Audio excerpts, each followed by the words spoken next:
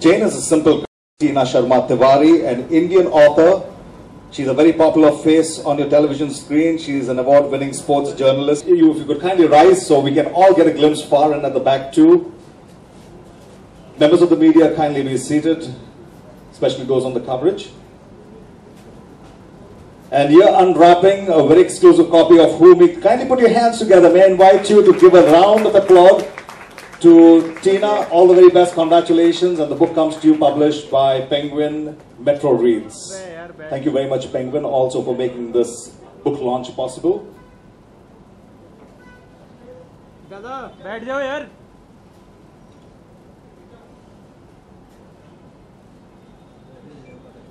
Okay, everyone's going to get their exclusive photo opportunity a little later. Do bear with us. For the moment, it's time to get into a dialogue and conversation. Tina, and show them how much ass we kick, you know.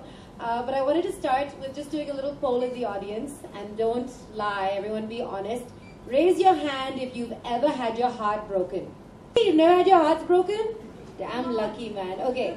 Okay, now, even more, everyone in this book, whether you've had your heart broken or you've broken a heart or you've been the best friend who's sat with someone who's been crying for 5 months about their heartbreak. So I think it's just so fantastic, Tina. You've done a fantastic job with this book. I honestly started reading it 2 days ago and I couldn't put it down, and I just have 50 pages left and I don't know how it ends. So as soon as we leave here, I'm going to finish reading it in the car and she won't tell me how it ends yet. Thank you for that, Mali. Gorgeous woman, you know, whom I can't take my eyes off, so I feel sorry for all the guys out there. But yes, we started on that note because this book is a little bit about all of that. You know, it's about friendships, it's about heartbreak, it's about love, it's about relationships. But I think at a very deep level, it's also about how much would you compromise for love and how much would you compromise for a relationship. And I think we would like to talk a little bit about that. So, Mal, I'll start with you, you know what we're discussing here. Where does one draw the line? Do you put it all out there? Do you change yourself completely for someone? No. Yeah, I like that. No, I don't think I'll ever change myself, because I think when someone does really love you, they see beyond your flaws, and there's no one who's perfect, yeah. And everyone strives for perfection till a certain point, and then you realize it's not possible. And that God made everything the way it was, with flaws, and it's still beautiful and perfect. And I think any makeover first starts on the inside. You decide to do something about yourself, you know, about your confidence, about the way you dress, about the way you look. And those are all like polishing things, but it's like, it's primal mating instinct, right? You know, so people look at, when you go and buy a tomato, you look at like the red, ripe, fresh ones. Yeah, that so is it's the just best analogy. I know. It's logic that people may be initially attracted to you based on how you're packaged or how you look. I'm saying packaged because it's really packaging. I didn't wake up like this. Okay, and I feel like I said, any makeover starts on the inside, but whoever really loves you will, if they fall in love with you just because you look pretty, they'll get over it. So don't count on that. They'll try and find a real connection with someone else. Or if you have both, then nothing like it. So to ladies and to the men, do not be disappointed or underconfident or anything based on how you feel God has been unfair to you. You have a family nose, or I don't know. But just be confident and be real. I think everybody appreciates honesty. That's something that connects with everyone else. You know, I've also noticed something that, and I think everyone would probably have... Babies are cute. Yes, that's true. See, all babies are cute because we were designed to be cute with our differences. Yeah, that's So true. I have a question for you, Tina. Yeah. For, first of all, everyone has to give her a round of applause. I don't know if you know this, but aside from being a super successful TV personality, she's not only written a book, she's also a mom herself, which is incredible. And Tina, not very many people can carry that off. It's quite an enormous about it. The fact that I sat down and I wrote it, and it was really hard, and I would push myself and I would say, no, just leave it, and then I would say, no, let's finish this. So I think going through with something that you truly believe in. I think for me that was the biggest learning from this book, and I think that there is a little bit of that in Tara as well towards the end, where she realizes that you have to do something for you. Yeah. Stop worrying about what everyone else wants from you, but just do something for yourself. And yeah, that's my greatest learning. I also love that on the cover, I don't know if you've picked up on this, but so you see the Tara, her very sort of mousy self with her glasses and her salwar kameez, and then she has this sexy makeover. And I actually read on Twitter, and some of the answers were quite fun. So Shifa said, I went on my knees and said, I'll be his forever. # was planned. And I guess you have to also learn to forgive yourself for the things that you've done and learn your lessons. Yeah, but I think that's a really important point, and I'd like Richa to just talk about that. You know, something that we also explore in this book is female friendships and romantic relationships. And when do you put one above the other? Should you ever? Should you ever let a man come between friendship? No. Okay. But it happens. Yeah. What do you do? Like, people, when they start seeing someone, they start prioritizing spending time with them, and you know, they get married and they're like, you know, abhi baby ka exam hai, baad mein movie dekhenge. It becomes like that. Practical problems crop up. But I think beyond that initial fixation of trying to be together and spend time together, I think if you can make time for each other as friends, there's nothing more beautiful than having amazing girlfriends. You know, they really stand by you always. I mean, 2 of my friends from my school days in Delhi are in town, and I know I'm going to be seeing them, and it's like sisters I never really had. So, you know, yes, there's a man, but there's some constants and there's some variables. Yes, that's great, because you actually describe the relationship that Tara has with 2 of her best friends in the book, and it's amazing because there's Rekha, who's this sexy go-getter, who's like... This is a funny book, not a sad one. It's literally like a romantic comedy, but in a book. I think that's really how Actually, I you know, describe it. that's true. Whenever people ask me what have you written, I don't say chick lit because I don't think it's that. It is a romantic comedy, so I say it's rom-com. So I'm really glad you said that. And you know, on that note, would you like to read out something from the book, Malini? Absolutely, and I actually messaged Tina earlier today. Sorry, this is my bookmark. That I really like this particular passage, and maybe you'll figure out why. But I must know why I have a Facebook message from Karan. Somewhere in the back of my mind, all that talk of reunion springs up like a speech bubble. And even though it is frowned upon in office, I can't help but click on the email. Immediately, a new window pops up, and I furtively glance at Madhulika to ensure she's not watching. No, she's stuffing her face, and on cue, my stomach growls in her envy. Her lunchbox gets routinely emptied by 10 a.m. and then samosas are sent for by noon. Somehow, Madhulika is allowed to eat at her desk, wear night clothes to work, and be entirely unproductive all day. Maybe I should fake a pregnancy. Yeah, right, like anyone would believe that. I snigger to myself at the thought, even as I take in the page that has opened. It is an old sepia-toned yearbook photo posted by Karan. It is him. Reunion, says the caption below the photograph. I scroll the photo for him, and there he is.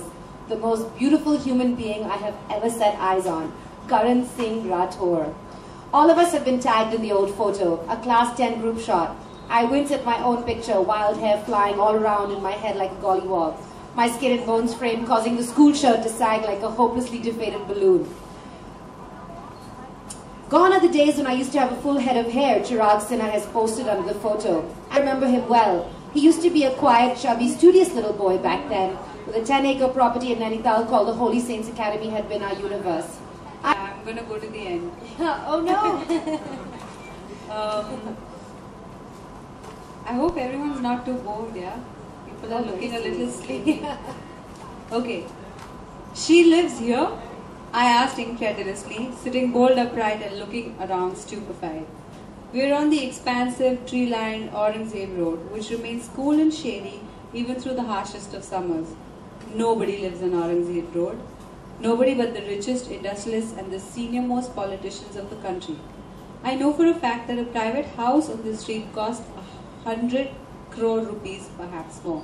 It's only for the impossibly rich, the Jindals and the Birlas of the world. I knew she was rich, super rich even, but this address had changed the complexion of the scenario entirely. I cannot compete with this. Heck, if she were a lesbian and took a fancy to me, I wouldn't refuse her. So why blame poor Arun? Thank you. I love both these passages so much because one, I think all of us, I think everyone is guilty of looking up at old Facebook pictures of friends and seeing the ones who didn't turn out so well and feeling a little yes inside, and also the, stalking the cute ones secretly. Always. And having lived in Delhi, Aurangzeb Road was exactly that description. It was always like, oh my god, if this person lives here, then there. Literally, I remember we went to some house party once and the furniture was gold plated. Yes. We went to many of those. It was something, it's one of those.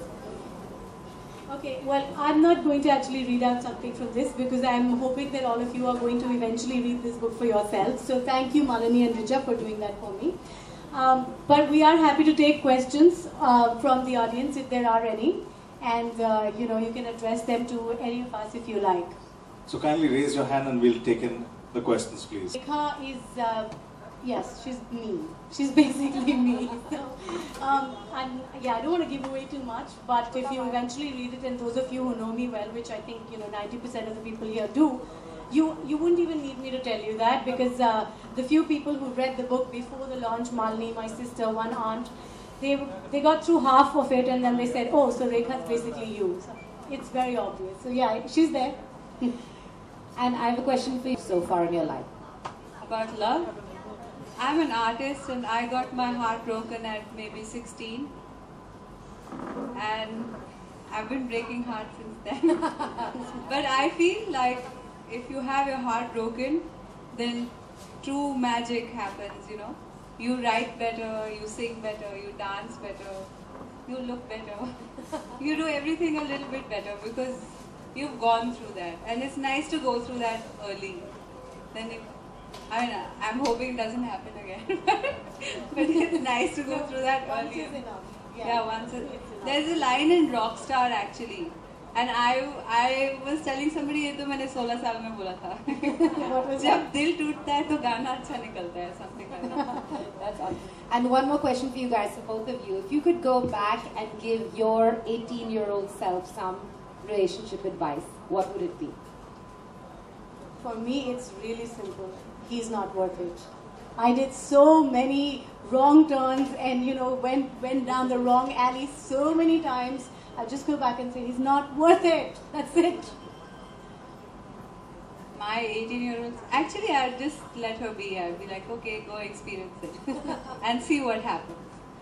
And then you'll come till here, sitting on the stage and talking about it. Same, I want to just go back and tell my 18-year-old self, like, you go through the heartbreak, do everything, but don't worry, it works out great. You end up with a really cute guy, so it's fine. You do, don't you?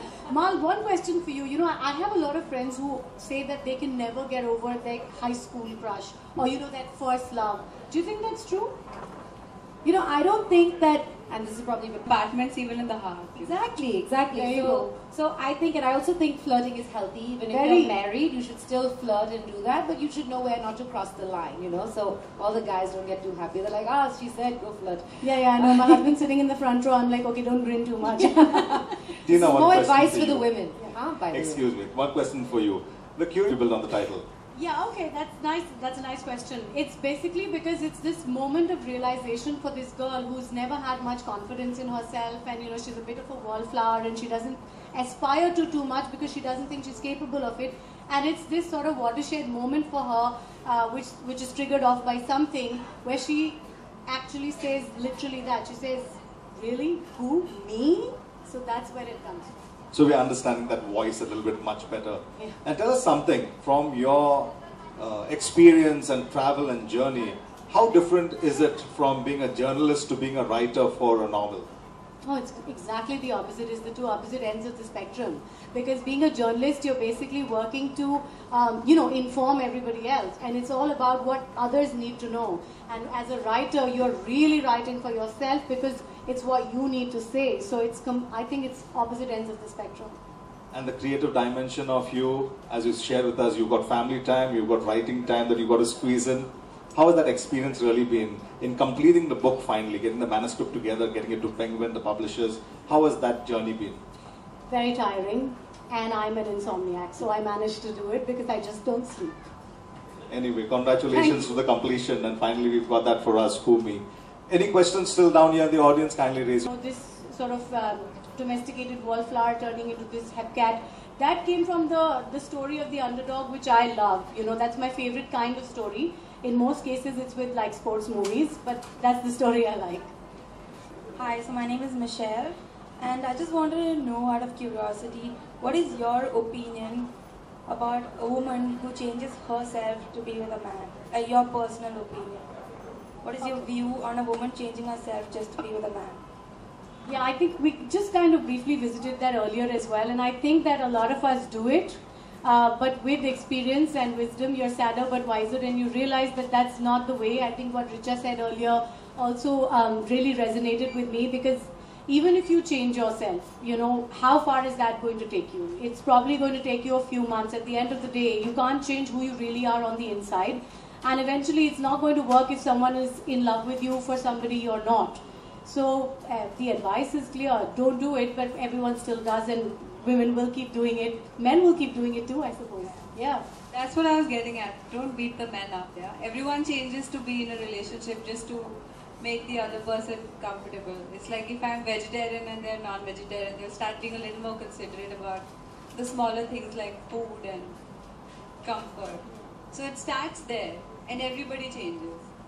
Your mom will change to have you. Your dad will change to have your mom. Everyone changes when they're together.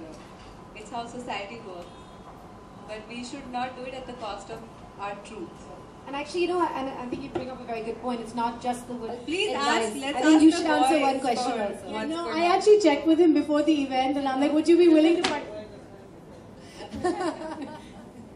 Very much, Richa, for joining us out here at Crossword and the launch of the title Who Me. Malini, it's been a pleasure to have you here in conversation and keep it rolling. And very specially, we're going to invite Zahid to come right here in the front. We've got a token of appreciation for joining us this evening. Zahid, our pleasure to have you here too. May I invite you one and all to kindly put your hands together, and let's give a very deserving applause to all these beautiful people around the table and the book Who Me. And Tina, to you all the very best. Those of you who pick your copies this evening, you can have an opportunity to have it personalized here with the signing at the table. A big thank you to each one of you too for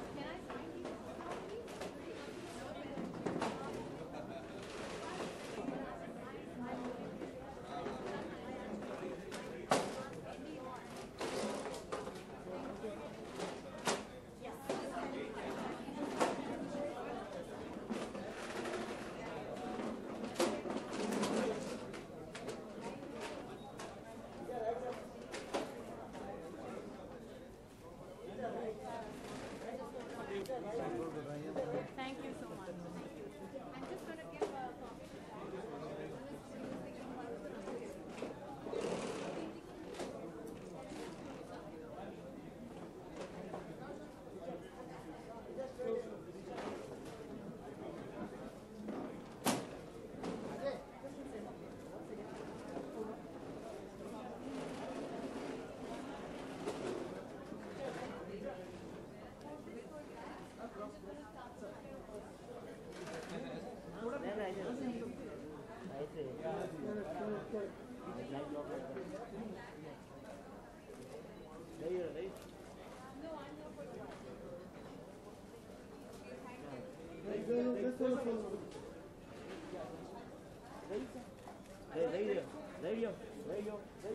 There you go.